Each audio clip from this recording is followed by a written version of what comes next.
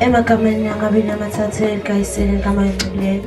sithi siyabonga baba ongcwele ukuthi nangaleli horo sasigcinile sigabantwana bakho umphefumulo sisahlangene nenyama. Sithi baba ongcwele nangale mzuzu nangaleli horo sithi iba nathi Jesu Kristu wena baba ongcwele athi uyehlisa nathi emzimeni Jesu namandla lapho kujatshula khona. Sithi nathi ngale mzuzu baba ongcwele sijabulile icela sibophe ngebandelinye lamo ongcwele kuba wena baba ongcwele hlela konke ngegama lakho Jesu Kristu. Kungabi baba ongcwele ukwazi kwethu kepha kubuhlelo lakho ngoba wena Jesu Kristu washo wathi ukuba nathi emzimeni. Sithi nangalesi sikhathi iba nathi hlala nathi Jesu Kristu ubonakala zonke izivunguvungu ezizothi zivuka zifuna ukuhlasela kepha wena baba ongcwele wena azikafinyeleli kithi libonakala Jesu Kristu ulisana nazo Jesu Kristu ngoba bonke baba ongcwele abasukile emakhaya babezele ngelisuku lalamhlanje. Sithi ehlisa umoya wakho Jesu Kristu ehlisa ingilosi zakho Moya Ongcwele sibonala lihlanganyela kanye nathi kule ndawo yamamela sibonala lezi sibuka kumndeni wamamela baba ongcwele lapho sithe sabizwa khona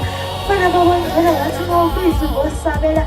sithe masibiza baba ongcwele ekhayeni lakamamela sasabela kepha baba ongcwele bengabona ukwazi kwethu ngoba Jesu Kristu besikagqoka izivunguvungu ebezikasivimba endleleni kepha baba ongcwele ngawubuhlelile Jesu Kristu lolu suku kuthe walibeka encwadini yakho Jesu Kristu luthe namhlanje malifezeka. Sithi sicela wena simade sezulu kube wena oliholayo Jesu Kristu size siyofikelela ekuphetheni sibambe ngelakho igama Jesu Kristu ngoba wena baba ongcwele wasidala nsuku zonke wasihlenga Jesu namandla wena waziyo ngempilo zethu wena waziyo ngengaphakathi lethu singazibona sibahle ngaphandle kepha inhliziyo zethu mazibophila kusoze kwalunga. Sithi mayisengcwele ngalesi sikhathi sicela ubona luqaqe inhliziyo zethu uqaqa zonke nenhliziyo bezibophile zibophele lolu suku uthi ngingaphumeleli kubonala ziphumelela ngelakho igama Jesu Kristu wena baba ongcwele washotha ukhathala wenzeni. Sithi siyazi nangalo mzuzu ukuthi umile nathi wena Jesu Kristu wathi uyehleza uhamba nathi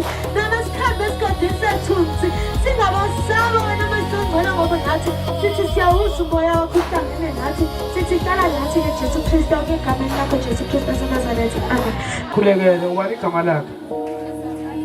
akasume ngimbone uNkulunkulu akumise mntanami nomoya oyingcwele